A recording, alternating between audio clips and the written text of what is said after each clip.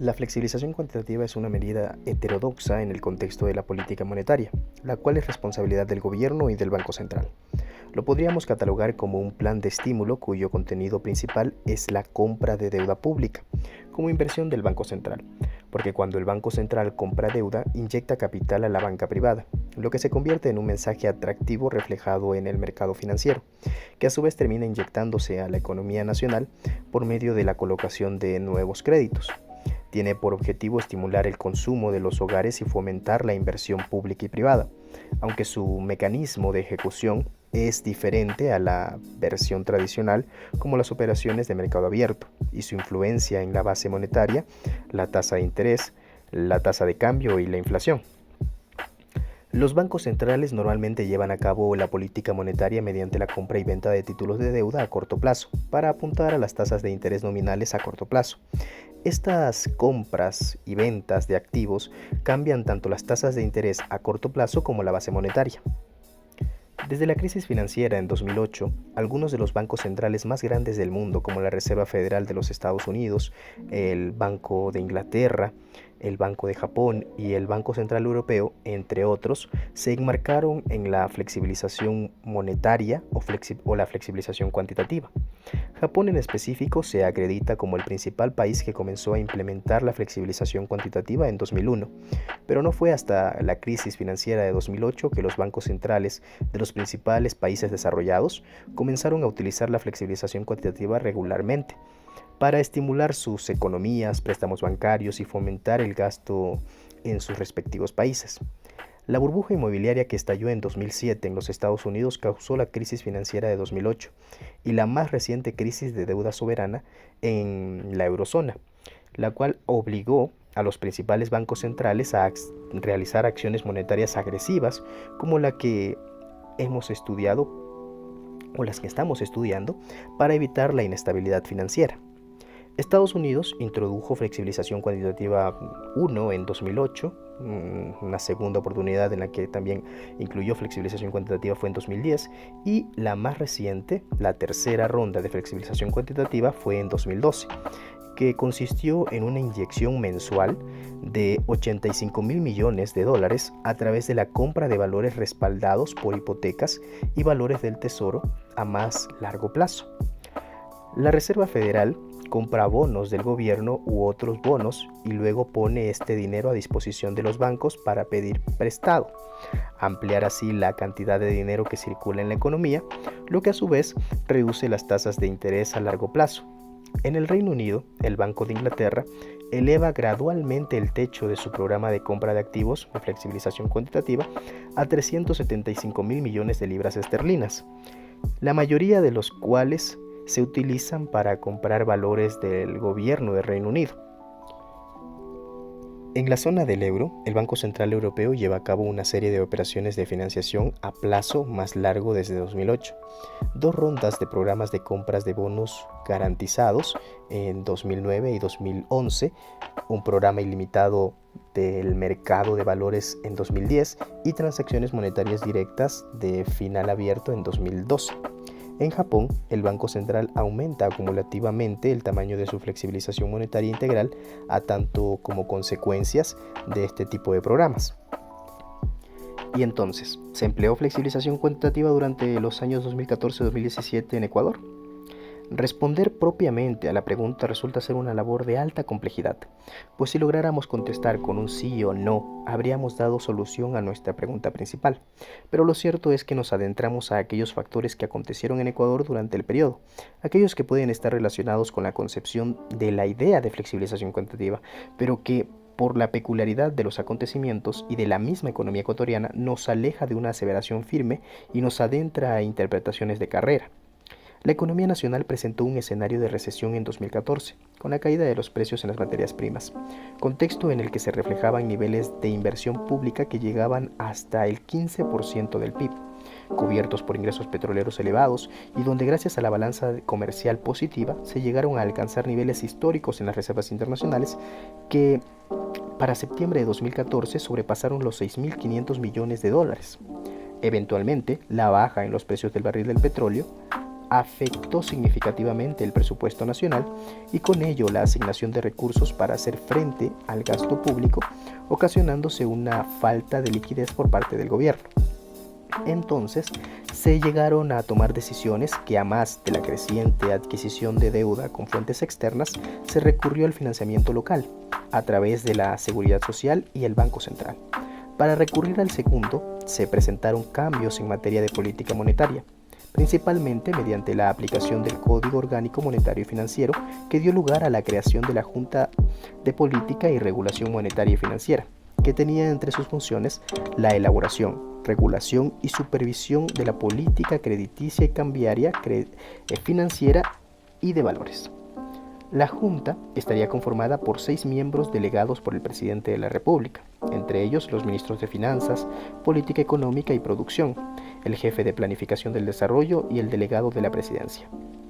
Además, la normativa ubicó a la Junta sobre el Banco Central y lo ratificó como parte del Poder Ejecutivo.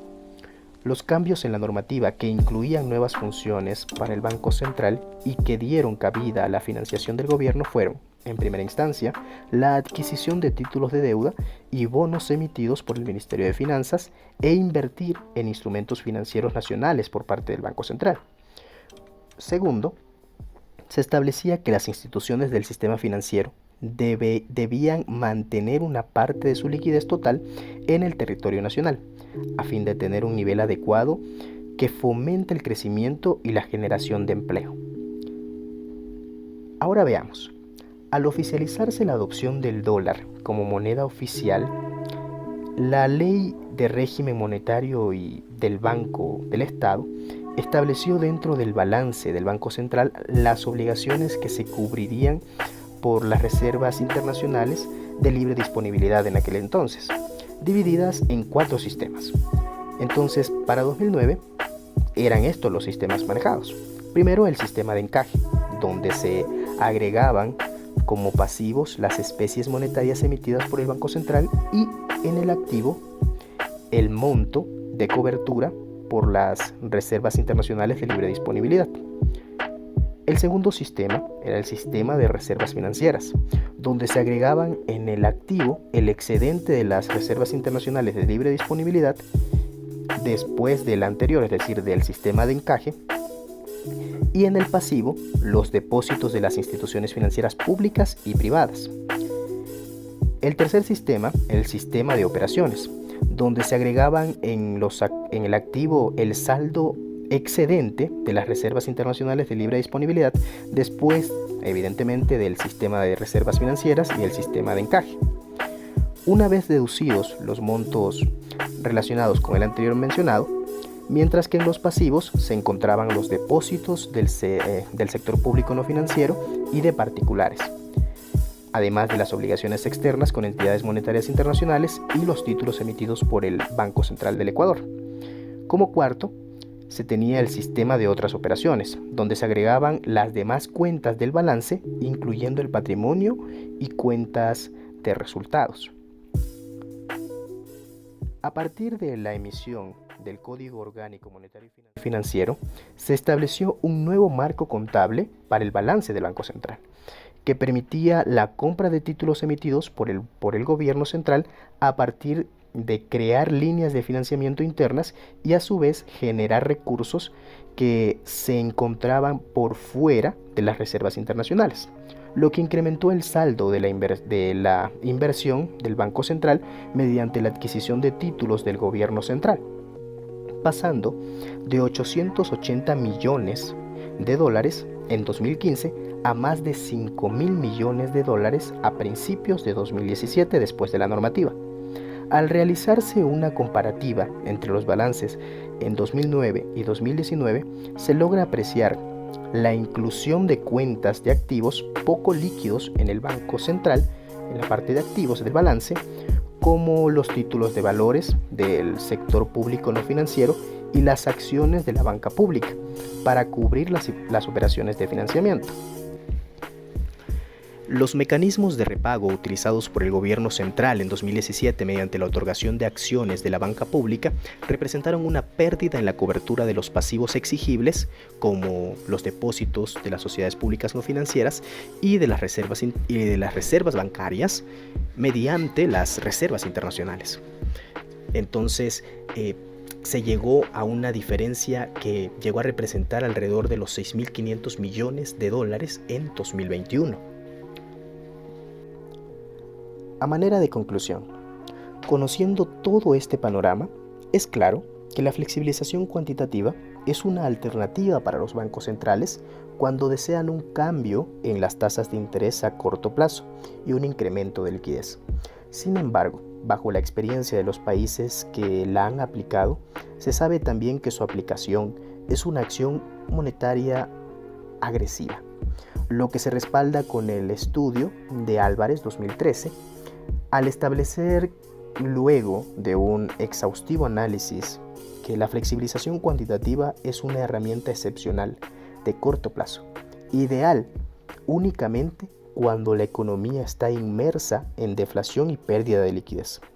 a lo que se añade que no siempre se obtienen los resultados previstos, pues si bien se presume que fue esencialmente para la superación de la crisis financiera del 2008, por ejemplo, en Japón no ha llegado a cubrir las expectativas planteadas para la expansión de base monetaria y el reequilibrio en la cartera.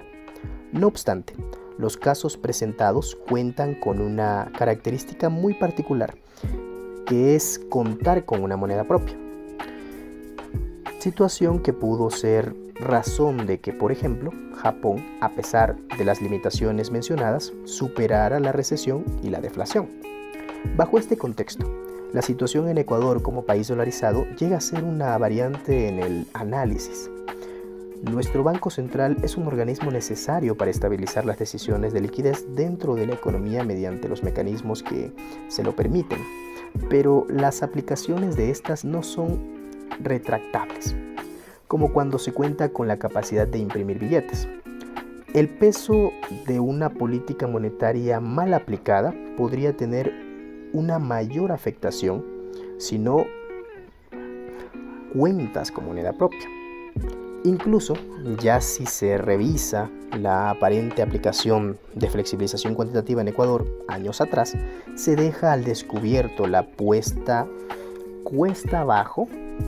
en la cobertura de los pasivos exigibles del Banco Central. Sumado a esto, la liquidez de países como Ecuador necesariamente se ven ligados a políticas claras, como el desincentivo de salida de divisas. Es decir, Ecuador, al aplicar flexibilización cuantitativa, debe considerar sus desventajas y generar una aplicación paralela de leyes que resguarden el mecanismo de flexibilización cuantitativa, que de por sí es riesgoso para la economía. Acercando esta reflexión a la realidad ecuatoriana de hoy, se sabe que las condiciones que se viven de momento no es ni de deflación y tampoco de pérdida significativa en la liquidez, por lo que los principios básicos, según la teoría, para generar un incentivo de aplicación de la flexibilización cuantitativa no existen, sumando a la idea que la medida es agresiva, riesgosa, aún más en nuestra condición de dolarización, y además no asegura obtener los resultados bajo las expectativas que se lo plantearía. Siendo así, se ve innecesario considerar una flexibilización cuantitativa el día de hoy. Sin embargo, problemas como el desempleo en aumento, reformas políticas puestas en marcha que relacionan a los tributos, empresas y el empleo, podrían llevar a la condición ecuatoriana por un horizonte distinto al que actualmente se vive, y tal vez, solo tal vez, quizás se necesitaría la medida riesgosa, como es la flexibilización cuantitativa.